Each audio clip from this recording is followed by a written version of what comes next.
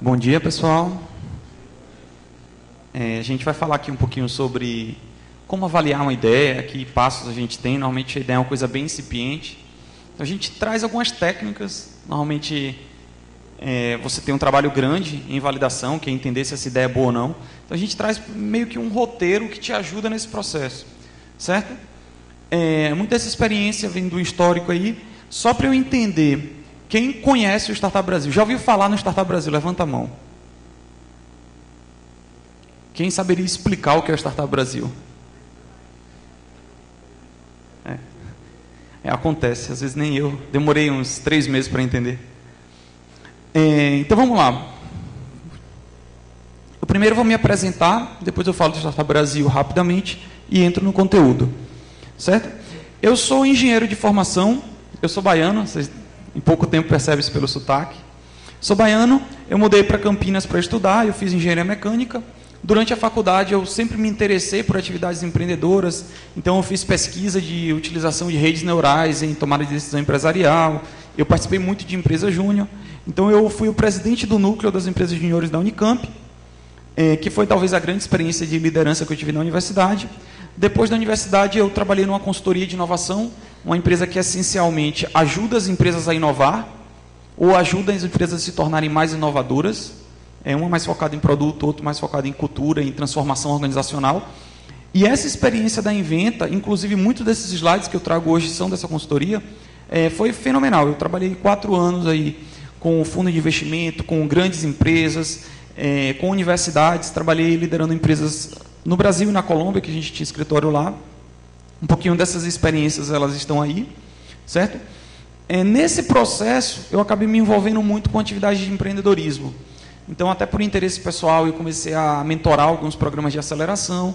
Eu me tornei investidor anjo de uma empresa que está ali, o Replica, como pessoa física. Nesse processo, eu fui me aproximando nesse ambiente, até que eu recebi o convite de entrar no Startup Brasil. Eu entrei no Startup Brasil há cerca de 1 ano e meio atrás, com uma função de acompanhar o portfólio. A gente tem um portfólio de 183 empresas investidas. Então, eu tinha que viajar o Brasil inteiro, entendendo essas empresas, identificando ações que alavancassem o portfólio. Agora, eu sou o gerente de operações do Startup Brasil e controlo desde a atração de empresas, a seleção, a aceleração, o Demo Day, então todo o ciclo de aceleração do Startup Brasil. Então, esse daqui é um pouquinho do histórico, um pouquinho de organizações que eu me envolvi. Hoje, a gente trabalha diretamente com 15 aceleradoras e 183 startups. Certo? Então, para explicar um pouquinho o que é o Startup Brasil, e até quem faz a transição, né, de trabalhar com a iniciativa privada, quando você trabalha na consultoria, a gente fala que é quase um médico de empresa. Então, você está acostumado a viver um ambiente empresarial, corporativo, privado, 100%, e depois você faz uma transição para o mundo público. E até quando eu vejo aqui, eu falo, nossa, um cara do governo vai lá atrás desse negócio, o pessoal vai dormir, né? E hoje eu estou do lado governo, estou do lado público. O Startup Brasil é isso. É uma parceria público e privado, então é uma iniciativa do MCTI, Ministério da Ciência, Tecnologia e Inovação, com a gestão operacional da Softex, para investir em startups no Brasil. E como o governo ele não tem capilaridade, ele não tem capacidade de executar esse tipo de política, a gente traz as aceleradoras, que são iniciativas privadas, que irão de fato acelerar as nossas empresas. Então, por isso que é uma parceria público-privado. O público fomentando com recursos financeiros, o privado também investindo com o público, mas sendo responsável por aceleração de nossas empresas. Certo? E aí, como é que funciona o programa? A gente investe em 100 empresas por ano, a gente dá R$200 mil a fundo perdido, então aquela startup ela recebe R$200 mil em formato de bolsa de pesquisa, só que ela tem que fechar um acordo de aceleração com uma das aceleradoras qualificadas. Inclusive, aqui em Porto Alegre, a gente tem 2 aceleradoras qualificadas, que é a Venture e a Wall. As 2 aqui em Porto Alegre, então, quem tem interesse, vale a pena conhecer essas aceleradoras, entender o trabalho delas. E aí, fechando o acordo com uma dessas aceleradoras, você também vai receber um recurso financeiro da aceleradora, só que aí você vai dar uma participação acionária da sua empresa. De 20 a 200 mil, hoje a gente tem um intervalo aí de 4% a 20% de participação acionária. A média tem sido R$50 mil por 10%. Essa é a média. Certo? Então, essa é a estrutura do Startup Brasil. governo, junto com a iniciativa privada, investindo e acelerando startups no Brasil. A gente também aceita empresas estrangeiras, então a gente tem aí, pode passar, empresas de, diria uns 10 ou 15 países diferentes também, que elas têm que vir para o Brasil, desenvolver os produtos aqui, lançar os produtos aqui. Um pouquinho desse processo, só para simplificar como funciona o Startup Brasil de fato. Você tem uma chamada que seleciona aceleradoras, então a gente qualifica as melhores aceleradoras, depois a gente seleciona startups e elas negociam entre si, se elas fecham um acordo, a gente investe junto com as aceleradoras. Então esse é um pouquinho da estrutura do Startup Brasil. É interessante que vocês conheçam, a gente tem tido bons casos de sucesso, a gente já teve algumas saídas do portfólio. No último ano o portfólio cresceu 90% em receita operacional, o investimento público foi dobrado pelo privado, então assim, a gente tem tido resultados bem interessantes. E aí, caindo um pouco mais no tema do workshop mesmo, como é que a gente define o que é uma boa ideia? Como é que a gente pode trabalhar, até a aceleração, por definição, é fazer uma coisa mais rápido, né? Então, como é que a gente conseguiria validar se aquele negócio é bom ou não? Então, aqui é uma curva que ela traz tanto a literatura internacional, né, desses estágios, descoberta do cliente, validação, criação e construção, e com o nosso portfólio, a gente foi identificando marcos de transição que eram muito evidentes, que quando a empresa tinha aquele marco, ela não voltava. Então a gente começa ali com a ideia. Então, se eu tenho a ideia de um negócio, eu quero criar um sistema que vai resolver, por exemplo, o que está sendo utilizado aqui para pergunta. Então, eu quero criar esse sistema. Como é que seria? Tive uma ideia, certo? Você vai conversar com uma série de pessoas, com uma série de clientes, você vai visitar os eventos, e você vai começar a entender o que seria interessante para aquele cliente. E você vai definir o primeiro teste. Importante que você faça isso rápido. Então, o primeiro teste, você vai lançar algum produto que pode ser avaliado pelo seu cliente final. Isso aqui pode ser, inclusive, concierge. Então, esse primeiro MVP pode ser concierge, certo? Então, você entra num período de validação do cliente, que é quando você vai identificar se existe um cliente que quer utilizar aquilo e vai pagar por aquilo, certo? Você vai identificar a desejabilidade do seu produto. A gente percebeu que depois que a empresa, aqui tem outros gates no caminho, certo? Mas sendo simplista, depois que a empresa identifica um modelo de negócio que é escalável e já fatura mais de 30 mil reais trimestralmente com aquele produto, que é escalável, que é replicável, a gente conclui o market fit e a validação, certo? Depois a gente vai para a criação dos clientes, que aí é você ganhar a base de clientes até que você chega num patamar de maturidade que você vai andar com suas próprias pernas, é a construção da empresa. Por exemplo, e aqui é importante falar, né? Se eu abrisse um carrinho de cachorro-quente, eu não preciso explicar para ninguém. Quem sabe aqui o que é cachorro-quente? Levanta a mão, por favor. Então, assim, eu não preciso explicar para ninguém, todo mundo já tem esse conceito formado. Se eu colocar uma banquinha aqui na porta, provavelmente, nesse evento, eu vou faturar, aqueles 30 mil reais são trimestrais. Então, a gente está falando de 10 mil reais mensal. Provavelmente, se eu ficar aqui na porta do evento, eu vou faturar 10 mil reais de cachorro-quente em, sei lá, uma semana. Por quê? Porque esse modelo é conhecido, eu não preciso explicar para ninguém, as pessoas já gostam daquilo, não existe essa incerteza, só que também eu vou vender um cachorro-quente por 5 reais, ele vai me custar 3,50, eu tenho uma margem aí que é complexa, e se eu quiser crescer isso, eu vou ter que ter outros carrinhos de cachorro-quente, e aí você tem um crescimento que é muito mais complexo.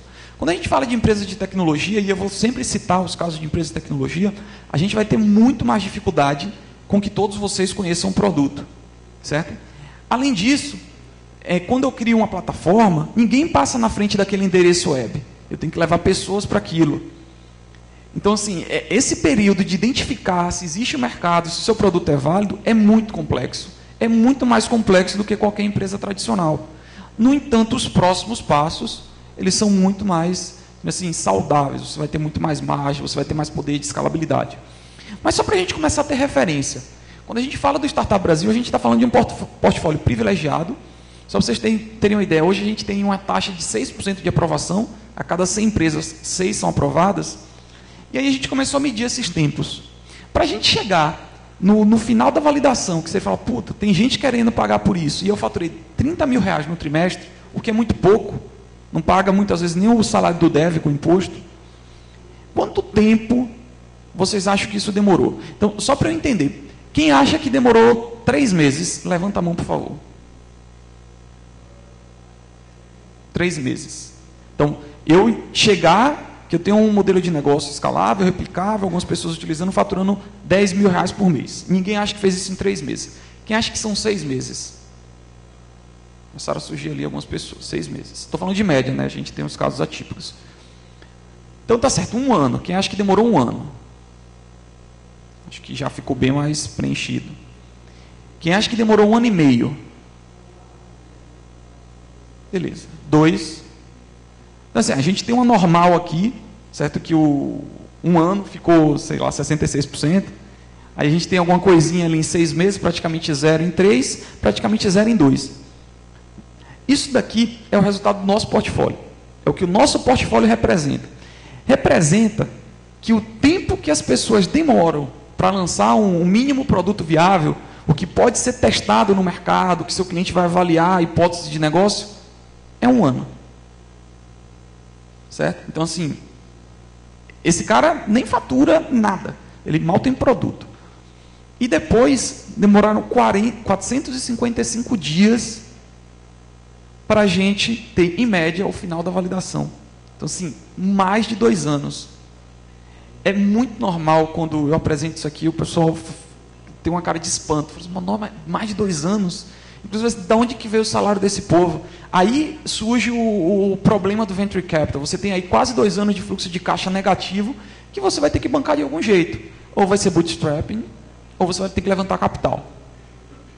Então, aqui já é um cenário que começa a provar, com dados do Brasil, de empresas privilegiadas, que validar é difícil.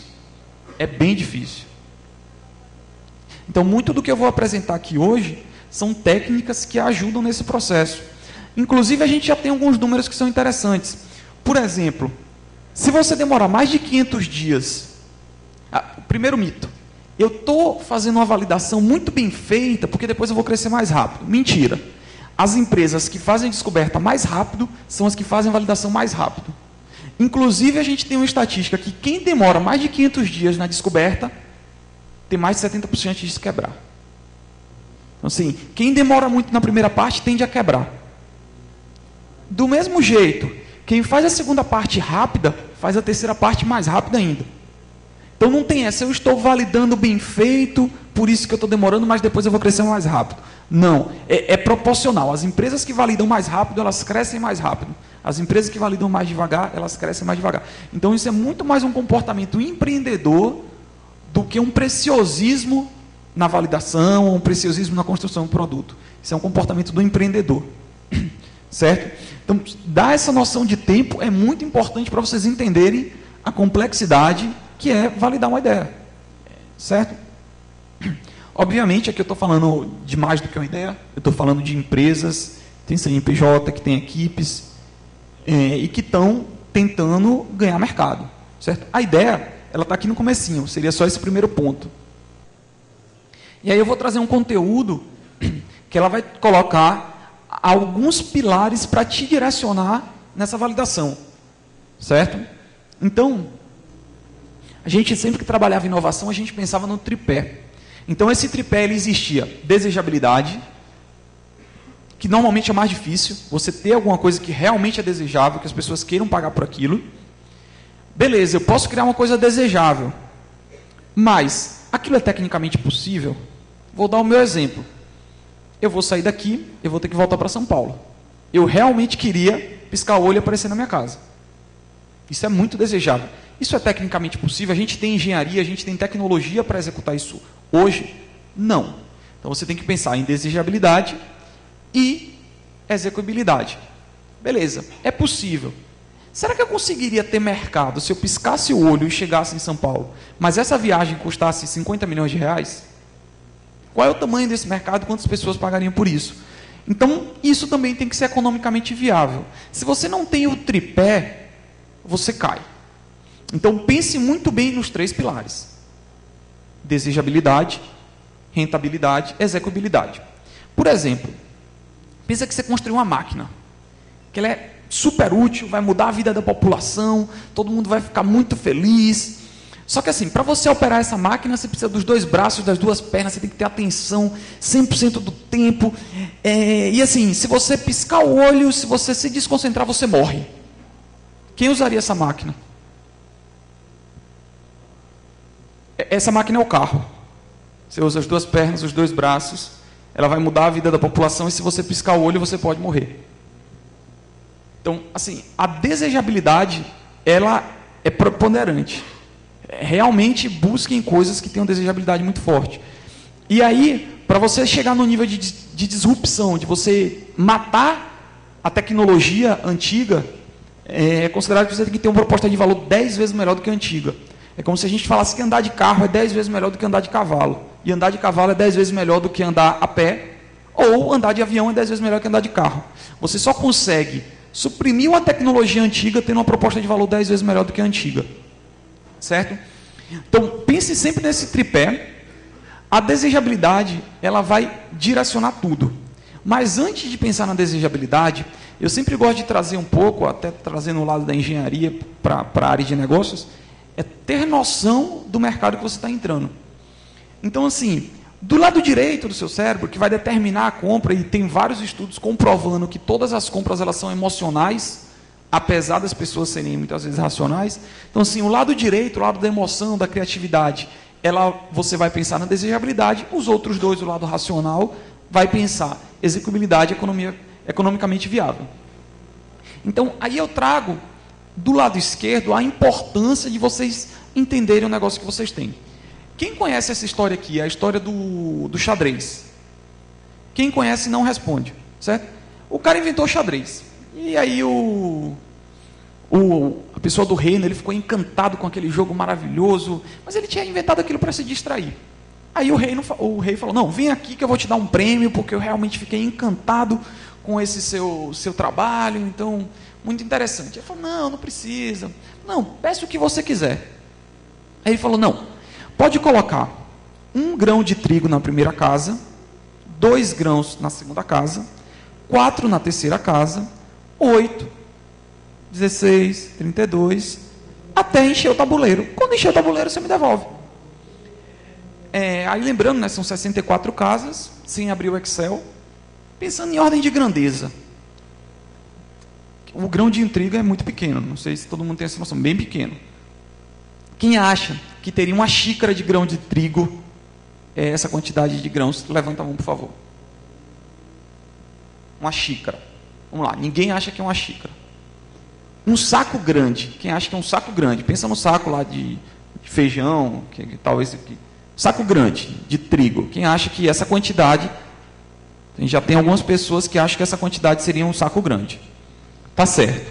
Um caminhão inteiro de trigo até o teto. Quem acha que essa seria a quantidade, levanta a mão, por favor. Já tem um pouquinho mais. Quem acha que é um vagão de trem? Teve gente que não levantou para nenhum, não sei porquê. Mas assim, eu fiz essa conta, gente. Eu peguei, coloquei lá no Excel, somei, peguei no Google a densidade, né? E aí você conseguia chegar mais ou menos no volume que seria. E aí, isso é mais do que toda a produção mundial de trigo. Então, assim, fazer conta é muito importante. E a gente tem vários casos de pessoas que simplesmente não fazem conta. Eles acham que aquilo é positivo, porque é desejável, porque é até possível de ser feito, mas economicamente não é viável. Então, o primeiro passo que eu vou falar, na hora de pensar nas ideias, façam conta, certo? Então, assim, conceitos sem dados, eles são vazios. No entanto, dados sem conceitos são cegos. E tem alguns sites que eu acho muito interessante, que eles fazem correlação de dados que não tem nada a ver. Um que eu acho muito interessante foi um que eles foram numa escola para avaliar o QI das crianças, e eles chegaram à conclusão que as crianças de pé maiores, elas eram mais inteligentes. E esse dado não tinha relação alguma, só que ele não estratificou por idade. Então as pessoas mais velhas tinham os pés maiores, e por isso elas tinham melhores capacidades matemáticas. Era mais ou menos essa lógica da falha que existiu. Então, na hora que você faz conta, você também tem que se amparar com conceitos do mercado para fazer sentido. Então, façam conta se amparando nos conceitos do mercado. Certo? Então, só para vocês entenderem, pegando esse pilar, esse caso ele é real, é uma empresa do Startup Brasil. Certo? Então, ele tem um produto que é inédito no mercado, não existe concorrente, e ele já tem intenção de compra de alguns clientes. Certo? Então, os clientes eles têm carta de intenção de compra quando tiver concluído. Ele tem uma excelente margem na venda do produto e vem de 4 anos de pesquisa na universidade. Então, aí você tinha capacidade técnica, desejabilidade e tinha uma excelente margem. Quem investiria nesse negócio?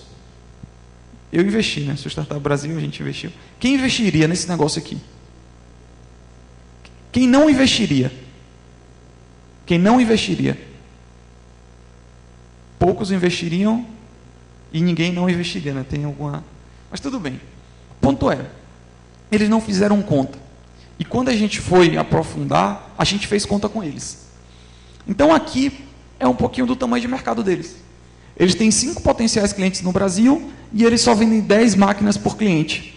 Isso daria aí 50 equipamentos, certo? Com a vida útil de 2 anos, você teria 25 equipamentos por ano, a um custo de R$5.000, o que daria um mercado total de R$125.000 por ano. Sendo que o Brasil é um mercado grande. O que é que faltou nessa empresa? Depois de 4 anos de pesquisa, não fez conta. Aí você vai ter que ter, ou estruturar sua técnica de pricing, falar, não, R$5.000 não dá, vou ter que aumentar esse preço, e ver se existe um preço para que essa conta feche, ou você vai ter que ir lá no mercado e identificar novos nichos, fazendo alterações do produto, para conseguir ampliar o mercado. Mas o ponto é, esse cara quebrou. Entendeu? Então, assim, ele ficou 4 anos de pesquisa, ele focou no trabalho dele, ele trabalhou bem feito, só que ele não fez análise básica de tamanho de mercado. Então, pensem nesse tipo de análise, nas análises quantitativas, principalmente pensando em tamanho de mercado e viabilidade financeira do produto. Certo? E aí vem, o lugar mais perigoso que existe para você fazer essas análises é sentado na sua mesa. Então, vá conversar com as pessoas, vá conhecer seus clientes, vá ver o que a gente chama de elasticidade do produto, quanto que as pessoas estão dispostas ou não a pagar com variação de preço. Então, vá para o campo entender como funciona aquele mercado, certo? E aí você tem esses 3 modelos que são muito utilizados de pesquisa.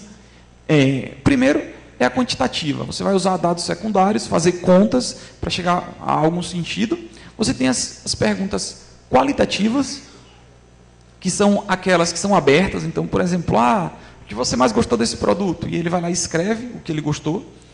E o que eu recomendo muito, que é pouco utilizado, é a etnografia. A etnografia é você, no ambiente da pessoa, sem influenciar aquele ambiente, para entender como funciona aquele ecossistema.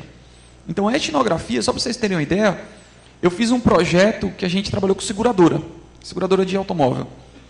E o momento que a pessoa tem relação com a seguradora é na hora que ele bate o carro. Isso é meio crítico.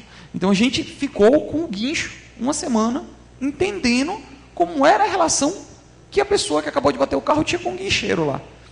E aquilo dali mudou uma proposta de valor para a seguradora. A gente trabalhou num projeto de macarrão, que a gente ficava dentro do supermercado identificando o que fazia a pessoa escolher o macarrão X ou Y. E aí a gente conversava com a pessoa, mas o que você fez? A gente fazia testes dentro do supermercado, mudando o posicionamento de gôndola, para ver se aquilo influenciava no consumo do macarrão ou não. Então é muito importante você ir para o campo e entender como funciona aquele seu mercado. Isso vai te dar insights muito importantes na validação do seu negócio. Certo? Então aqui um pouquinho da etnografia, que é exatamente isso. É você ir no mercado, entender aquele mercado influenciando o mínimo possível. Certo? Então assim, primeira coisa, quando você vai fazer, busque quem é a autoridade naquele local. Quem é a pessoa que pode direcionar para outras pessoas, quem é as pessoas que podem te falar o que pode e o que não pode ser feito. Então busquem pessoas que são referência. Então, por exemplo, o aplicativo que a gente estava falando de perguntas. Será que eu posso conversar com a coordenadora do evento para participar aqui de um workshop? Será que ela pode me ajudar a compilar o material no final para eu ver como é que é a experiência dela? Certo?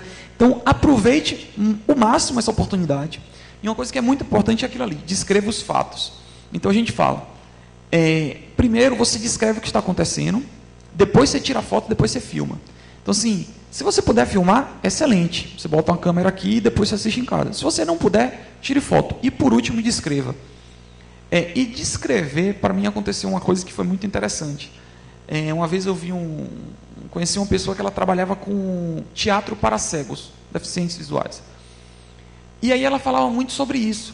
Ela falava assim, eu não posso falar que aquela pessoa está feliz, porque a felicidade é uma interpretação, mas eu posso falar que aquela pessoa está saltitando, que está com um sorriso, que ela viu o namorado e ficou com a respiração ofegante.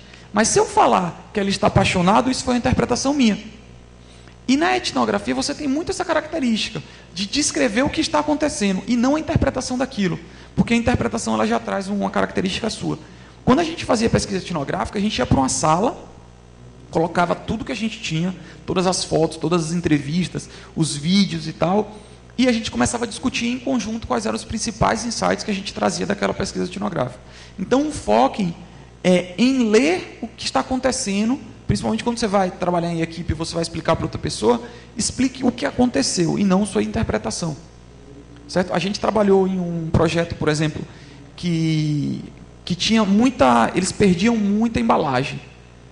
E eles mudavam todo o processo para reduzir a perda da embalagem, e a gente descobriu o que acontecia, que tinha uma etapa do processo que a pessoa, na hora de estocar, ele puxava pela embalagem assim pelo lado e colocava. A gente colocou uma fita em cima da embalagem, ele pegava pela fita, melhorou para o funcionário e nunca mais perdeu a embalagem. Se a gente não tivesse lá vendo ele manusear o dispositivo, a gente ia continuar colocando um plástico mais resistente naquela embalagem. Então, em vez da gente ter ido para um plástico mais resistente, a gente colocou um plástico mais barato com uma fita para a pessoa apoiar a embalagem, e você reduziu o problema que você tinha com redução de custo. Então, excelente. E aí eu vou passando, não sei se vocês estão percebendo, é meio denso, é superficial, mais denso, então assim, eu vou preferir passar por vários tópicos com superficialidade, que depois vocês podem fazer a tarefa de casa, do que talvez aprofundar muito em pouco tempo em um tópico só. Certo? Esse daqui é o mapa de empatia. Então, se você tem um cliente, pense, o que é que ele vê? Certo? O que é que ele está vendo no momento que ele utiliza ou que ele está de frente para o problema que ele tem? O que é que ele pensa? O que é que ele sente no manuseio? Então, sempre tentem trazer isso para a realidade do negócio que vocês estão querendo criar, do negócio que vocês já têm, certo? O que é que ele faz? E aí, naquele momento, foi muito importante entender o que ele fazia, porque foi exatamente o que ele fazia que reduzia ou que gerava a perda, né? O que é que ele ouve? Então, no processo de uso, de enfrentamento do problema, o que é que ele ouve? E aí você vai chegar em duas grandes conclusões. O que é uma dor? E aí é sempre a gente bom falar da diferença da dor do analgésico para a vitamina. E o que é o ganho? Certo? O ganho é o que ele tem de fato de bom, o que ele fica feliz, o que ele está disposto a pagar. A dor, só para explicar muito claro a diferença da vitamina para o analgésico. Vamos dizer que está comprovado cientificamente que tomar vitamina C, complexo B, BBB todos os dias é muito bom.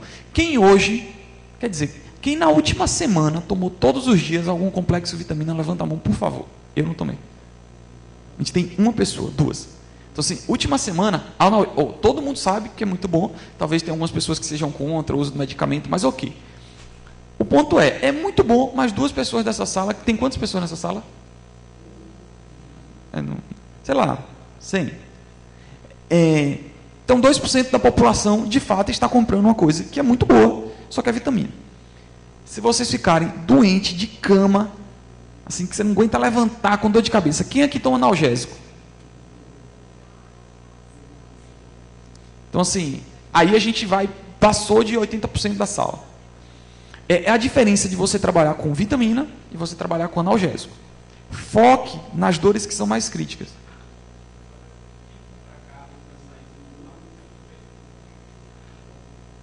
Não entendi a pergunta. Podem perguntar, viu, pessoal, durante a... Não, porque carro, por exemplo, a maioria das pessoas olha e fala, carro é ele resolve uma dor, né? As pessoas querem sair de casa, ir para o trabalho, as pessoas querem viajar e tal. Mas quase ninguém compra carro pela funcionalidade que ele entrega. As pessoas compram um carro por status, por valores que são anseios, que são vitaminas e não dores. assim, só para colocar alguns... Eu tenho um certo receio de afirmações tão veementes sem um dado. Por exemplo, eu não sei se a indústria automobilística está falando que o carro... Eu sei que, por exemplo, o consumo de combustível é um fator de compra. Eu sei que design é um fator de compra. Eu não sei as motivações. Então, assim... Mas só para colocar, não é porque é vitamina que não existe o negócio. Talvez o negócio vitamina mais expressivo que existe é o Facebook. O Facebook é um negócio muito bom, dá muito dinheiro. Só que assim, ninguém acordou um dia e falou, nossa, se eu não conseguir compartilhar a foto hoje, eu vou morrer. Entendeu? Então, assim, não é porque é vitamina que aquele negócio não pode ser rentável, que ele não pode dar certo. O ponto é que os negócios que eles tendem a gerar uma dor mais significativa no usuário, eles tendem a ter um aceite muito mais fácil. Então, assim, não é vitamina está errado e analgésico está certo. Tem vitamina C, tem uma porrada de gente ganhando dinheiro e fazendo fortunas com vitamina C. O ponto é, se você identifica aquela dor que ela é mais crítica, a possibilidade de conversão, a possibilidade de trazer novos usuários é muito maior. Certo? Pessoal, se tiverem dúvidas também ao longo do processo, podem ir perguntando. Então, assim, a convergência disso é entender ganho, entender dor. E aí eu sempre falo dessa dor. Tente definir o nível dessa dor e busque as dores que são mais fortes. Aí um casamento que é muito interessante também é sair do problema para a solução. Um problema, ele tem várias soluções. E você vai escolher a melhor delas. Mas o que a gente encontra algumas vezes é uma solução que quer identificar um problema. Então, eu tenho isso que vai resolver tal coisa. Por exemplo, o meu problema é que eu vou sair, está chovendo, o restaurante tudo lotado, eu quero comer na minha casa tranquilo. Eu poderia contratar um cozinheiro, eu poderia... N soluções. Os caras inventaram o Hello Food. Certo? Tente fazer o casamento problema, solução. Esse casamento é positivo, entenda as melhores maneiras de você resolver o problema. O casamento solução, problema, ele é mais difícil. Eu tenho essa tecnologia que plota no gráfico a idade média das pessoas. Beleza, agora eu vou achar que problema para resolver isso. Aí a pessoa, é o que a gente chama de tech push. Ele pega aquela tecnologia e tenta empurrar no mercado. É difícil, é mais difícil essa abordagem do que você pensar primeiro no problema e gerar uma solução focada em um problema. Certo? Isso daqui eu acho muito útil mesmo. Minha irmã é dentista. E isso daqui, por exemplo, no consultório dela foi muito útil. Porque o dentista, não vou generalizar, mas a minha irmã, ela pensava no paciente sentado no consultório. Eu falei, não, mas assim, o que o paciente faz? Como é que ele te descobre? Como é que é a experiência dele na espera? Como é que é a experiência dele com sua atendente? Como é que é a experiência dele no consultório? Como é que é a experiência dele depois do consultório? Como é que é a experiência dele em casa? Pense na jornada completa do consumidor e veja como você se relaciona ao longo dessa jornada. E não essencialmente na hora que ele está usando o seu produto. Expandir essa jornada pode, inclusive, encontrar pontos que são mais relevantes. Então, por exemplo, no caso do dentista, existe um senso comum que gera dor, que a pessoa tem medo. Então, ela colocou ao longo desse processo vários elementos que acalmam a pessoa. Então, ela pensou como é que a pessoa vai se acalmar na sala de espera, qual é o tempo que ela vai reduzir para que aquela pessoa espere menos e fique menos ansiosa, como é que vai ser o próximo etapa. Então, ela colocou vários elementos que acalmavam. Então, por exemplo, quando a pessoa está sentada exatamente na cadeira, que é o ápice do medo, vamos dizer assim, ela fica sentada de frente para um jardim que tem um... Então, assim, ela colocou vários elementos na consulta dela, que começava lá quando o amigo indicava ela, até quando a pessoa voltava para casa. Vários elementos acalmantes, por exemplo, e vários elementos atrativos. O ponto é, pense no seu produto muito antes do uso e muito depois. E essa jornada completa, ela pode ser aproveitada, e ela deve ser aproveitada, certo? E aí, você vai pensando sempre nesse tripé. O que é tecnicamente possível, o que é economicamente viável, o que é desejável. E se você conseguir chegar nessa interseção, você tem uma boa oportunidade de negócio. E é ali que você deve focar, é ali que você deve aprofundar com esforço, com energia, porque isso aí, sem dúvida, é fundamental. E aí, falando de boas ideias, falando como validar uma ideia, é uma coisa que a gente fala muito. Sua ideia não vale nada. Não vale nada mesmo. Às vezes uma pessoa fala, você assina o NDA para conversar. Não assino, não. porque sua ideia simplesmente não vale nada. Enquanto você não colocar isso em prática, enquanto você não tiver alguma coisa de fato, você só está no mundo das ideias. Então, assim, ideia é commodity, execução delas não. Então, assim, quantas vezes você já escutou um amigo seu falando, puta, eu tive a ideia do Easy Taxi, porra, se eu tivesse... Não significa que você teve aquela ideia, que você conseguiria ser aquela pessoa. A execução é o mais difícil. Até porque sua ideia ela vai alterar tanto ao longo do processo, que é marginal a sua ideia inicial.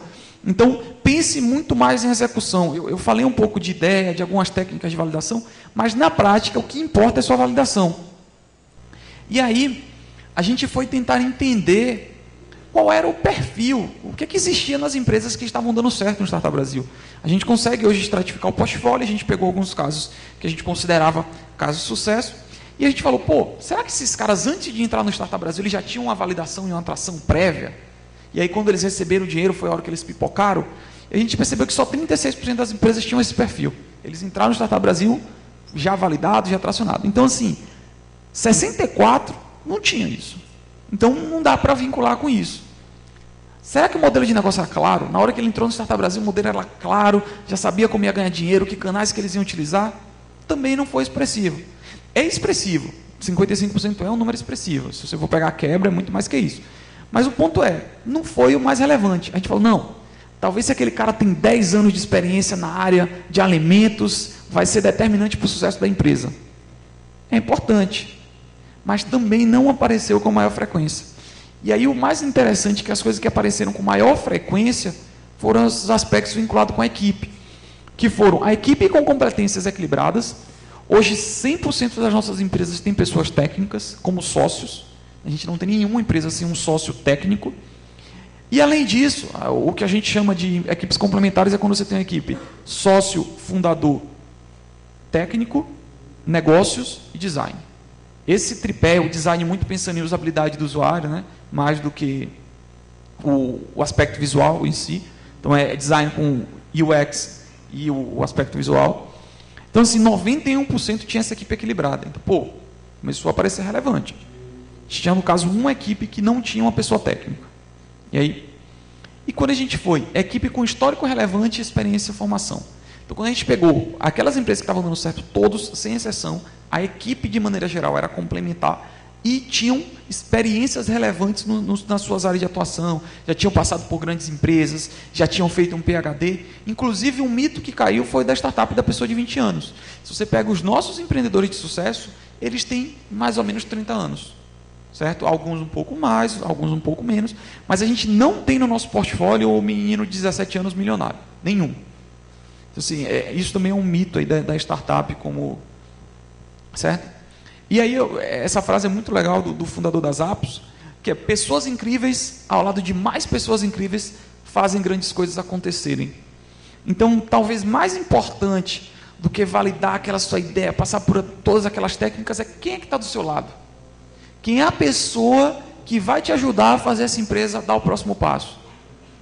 E aí, talvez ter uma boa ideia é ter uma boa equipe. A gente viu que as empresas que dão certo têm boas equipes, e é isso aqui que a gente acredita, que ter pessoas boas juntas e ao lado de mais pessoas boas, elas geram bons negócios. Certo? Então, se fosse para falar um conselho, né, se é que a gente pode dar conselho, é que foquem nas pessoas. Quais são as pessoas que estão ao seu lado? Quais são as pessoas que se relacionam? Elas são complementares? Se a equipe tem o mesmo pensamento em tudo, talvez isso não seja mais inteligente. Certo? Então, esse aspecto das pessoas é muito relevante. Aí aqui eu vou deixar o meu contato, certo? Eu vou abrir agora para dúvidas. Tem um anúncio, pediram para falar da maratona de startup livres, que está rolando hoje aqui. Então, quem quiser participar, começar a colocar um pouco em prática também, vale a pena. E aí eu deixei mais ou menos 10 minutos para a gente tirar pergunta. Pode ser do Startup Brasil, pode ser de um aspecto específico que vocês acharem interessantes. Então, sim, a gente tem 10 minutos aí de perguntas para quem quiser. A pergunta vai ser pelo aplicativo ou pelo... Se quiser conferir no teu celular, se alguém já... Eu não baixei. Você vê que não é fácil converter aplicativo, né? Quem baixou? Ah, só eu que posso ver isso?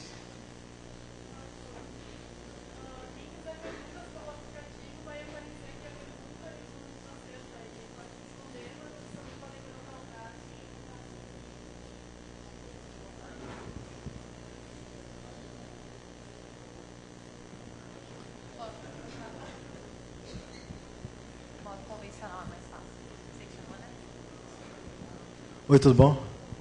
A minha dúvida é a seguinte. Tu comentou sobre a empresa, ela não começar algo fixo, né? Ela ser essa coisa mutável, que no fim das contas resulta no crescimento e na expansão dela.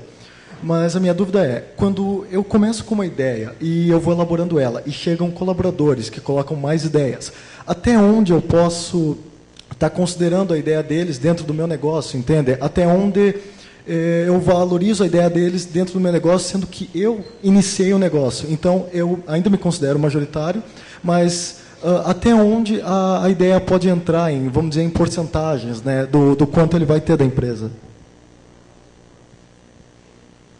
A negociação de participação acionária, eu acho que é uma coisa bem peculiar. Eu só teria um pouco de receio, assim, de tipo, eu sou o fundador, as minhas ideias são as melhores. Assim, quem vai responder às suas ideias é o mercado. Então, bombardeia o mercado com aquelas ideias, deixa ele te retornar com quais são as melhores ideias. Agora, como você vai negociar com os seus dois sócios, qual é o percentual de cada um? Pode ser aspectos envolvendo experiência prévia, pode ser aspectos envolvendo capital investido, e sim, o que, sei lá, vamos dizer, uma propriedade intelectual informal, né? Assim, eu pensaria em validar ideias do mercado, deixa o seu cliente responder quais são as melhores ideias. Um segundo ponto que é muito importante é focar.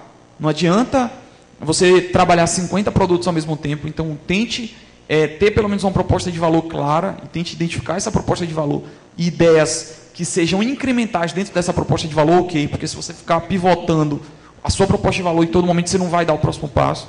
Então, assim, eu pensaria um pouco de foco na hora de você estiver validando. Qual é a sua proposta de valor, qual é o produto que você pretende apresentar, e focar no seu cliente respondendo o que é mais importante ou não.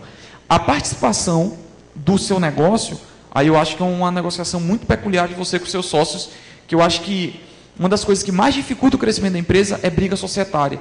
Então é importante que você e seus sócios estejam confortáveis, porque também, às vezes, você espreme a pessoa de um lado e aquela pessoa ela fica insatisfeita e aquela bomba vai explodir em algum momento. Então, talvez já começar desde o início com um relacionamento positivo com o sócio é legal.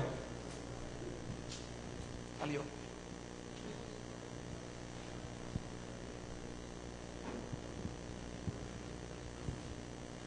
Tudo bom?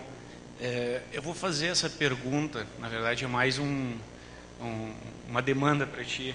Com base num artigo que eu li recentemente, qualquer um aqui pode consultar, no Google, que se chama E Agora Facebook, que fala sobre a questão das patentes. Na verdade, quem é dono da patente da rede social é a Amazon, não sei se tu sabia. E eu queria saber, em relação à Startup Brasil, qual é o apoio em relação à minha ideia. Eu quero registrar minha ideia e, na verdade, no Brasil hoje não se registra a ideia, se registra o software pronto, o aplicativo pronto. Se eu quero registrar minha ideia, e já fazendo uma crítica ao Michael Dell, eu tenho que registrar lá nos Estados Unidos.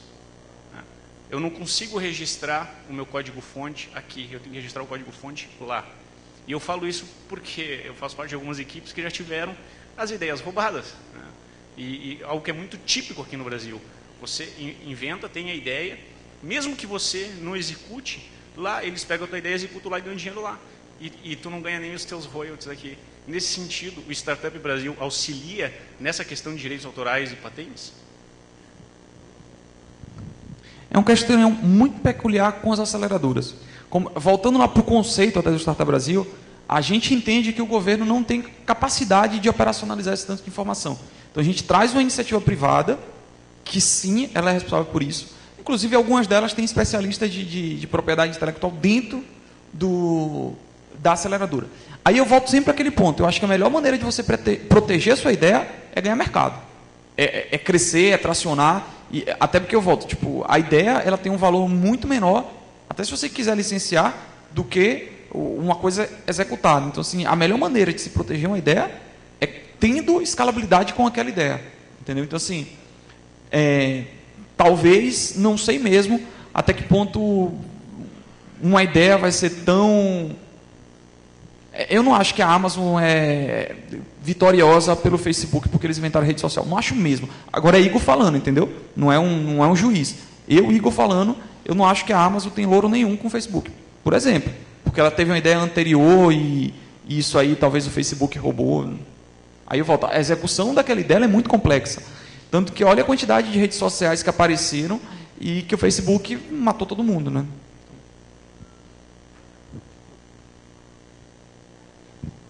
Oi, bom dia. Eu tenho uma dúvida em relação à parte da aceleração. Com o crescimento rápido da empresa, como é que vocês fazem para evitar o conflito, ainda mais que nem vocês disseram, falou ali que a aceleradora tem, sei lá, 20% da empresa, daí a pessoa tem uma ideia, não, a gente vai começar a seguir nesse traçado que é divergente da aceleradora. Como é que isso funciona? Especifica um pouquinho mais a sua pergunta. Exatamente o que é que você quer saber? Não, a relação de como fazer um conflito entre sócios, como é que vocês tratam nisso na Startup Brasil? Porque é a parte complicada, porque quando começa a dar dinheiro, todo mundo quer dinheiro. Enquanto não dá, ou quando dá muito dinheiro, um pouquinho mais, um pouquinho menos, não faz diferença. Mas na parte inicial, que começa a entrar, os recursos, aí como é que... Se tem algum suporte, talvez, com vocês nisso? Aí eu vou sempre falar a mesma coisa. Só para você entender, hoje são 5 pessoas no Startup Brasil, para tomar conta de 180 empresas. Em média, se a gente dividisse, todo mundo tivesse essa função, cada um teria que tomar conta de 30. Então, assim, não tem como. A gente realmente não vai lidar no conflito daquela aceleradora.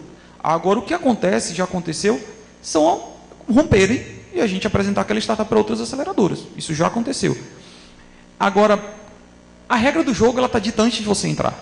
Quando você se inscreve, inclusive o mito dos 20%, sabe? Tipo, a nossa média é 10%. Então, as pessoas gostam de citar o 20%, a nossa média é 10%. E tem outra, se você aceitou 20%, velho, assuma o seu papel de empreendedor que aceitou 20%. Então, o que eu sinto, às vezes, dos dois lados tem excesso. Mas a regra do jogo estava pré-determinada. Muitas vezes, você acerta aquilo e depois você fala, mas não foi bem assim, mas eu recebo o contrato. Então, várias vezes eu chego, está no seu contrato. Entendeu? Então, assim...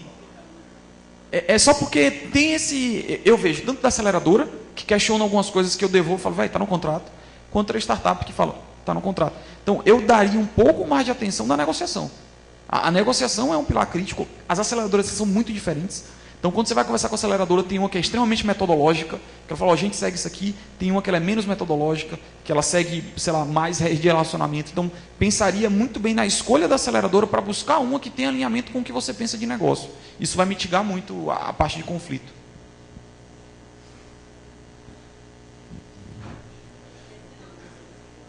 Bom dia.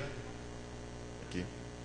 Sou Gustavo Melo, do Núcleo de Apoio à Gestão da Inovação da Universidade Federal do Rio Grande do Sul, e nós estamos vivendo uma situação, acho que um pouco atípica, talvez, para todos aqui.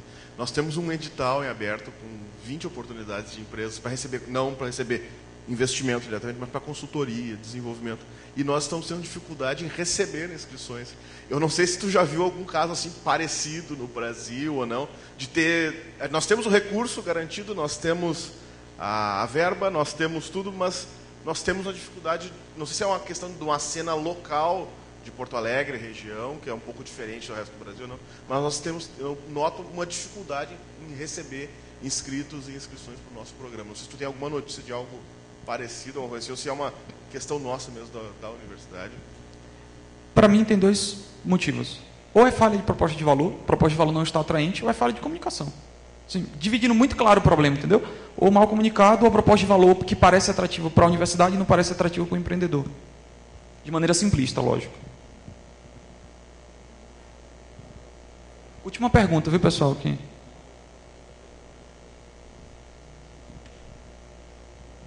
Bom dia, tudo bom? Assim, ó, a dúvida que eu tenho você havia dito que em base a cada 100 empresas, 6 são aprovadas. Se, por exemplo, eu encaixasse uma ideia e lhe propôs e ela não seja aprovada, qual o melhor caminho para mim melhorar a ideia e depois reaplicar para daí sim talvez ser aprovada? Então vamos lá. Só para pegar um pouquinho, a gente falou muito de ideia, o perfil das empresas que passam no Startup Brasil são empresas constituídas que têm em média 4 a 5 pessoas e faturam em média de 5 a 10 mil reais. Para uma startup isso já é um estágio mais de 2 anos de trabalho. Então, assim, é mais ou menos esse o alvo hoje do Startup Brasil. Então, com a ideia, a probabilidade de você passar é praticamente zero. Sendo bem... Aí, assim, problema. Não passei, 100% de acordo, eu quero passar. Que tipo de instrumento que você vai utilizar? O que a gente tem recomendado são instrumentos regionais. Então, aqui em Porto Alegre, por exemplo, eu sei que as aceleradoras elas têm feito um trabalho de pré-aceleração.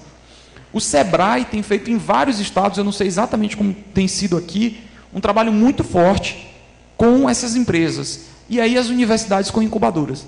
Então, isso, infelizmente, na ótica nacional, não é claro qual é o caminho. Mas a gente percebe quando a gente entra regionalmente, as aceleradoras com programas de pré-aceleração, as incubadoras e alguns entes como o Sebrae têm ajudado muito. Aí, por exemplo, o nosso amigo aqui acabou de falar que ele tem um programa de mentoria, talvez seria um melhor caminho para quem não passou e ainda está mais incipiente para conseguir evoluir mais o modelo de negócio. Então, aí eu diria que é uma pesquisa mais regional. Hoje a gente tem algumas pré-aceleradoras que aprovam mais. Então, a gente teve o CID Minas Gerais, que focava em ideias, que aprovou várias empresas do Startup Brasil. A gente teve o Startup Farm, que é um pré-aceleradora. A gente tem a Germinadora, que é um pré-aceleradora. Então, a gente tem alguns programas de pré-aceleradora que eles têm aprovado mais no Startup Brasil. É quase um cursinho pré-vestibular, assim. Mas a gente percebe que é um movimento regional. Cada região responde de uma maneira esses programas. Como é que tá? Beleza, vou ler a última. O Startup Brasil possui um fundo para startups de inovação social. A gente tinha uma aceleradora que só investia nisso, mas não é uma tese específica. A gente não tem uma tese para nenhum setor. Isso é uma discussão, provavelmente no futuro terão teses específicas, verticais de economia, mas hoje não existe nada específico, mas a gente tem uma aceleradora, que é a PIPA, que foca em negócio social. Beleza? Pessoal, eu vou ter que encerrar, mas em respeito ao próximo palestrante. Muito obrigado, vou sair aqui, quem quiser a gente está com o stand, a gente pode conversar um pouquinho.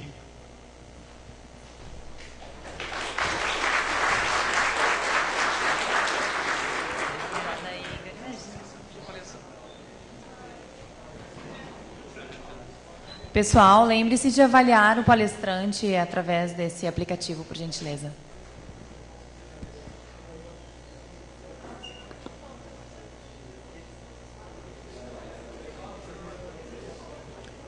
Pessoal, antes de irem, eu queria só fazer um convite. Hoje, a partir das 1h da tarde, a gente deve começar a Maratona de Startups Livres, que vai ser como uma espécie de pré-aceleração para startups baseadas em software livre. Será no prédio 41C, sala 714. Estão todos convidados.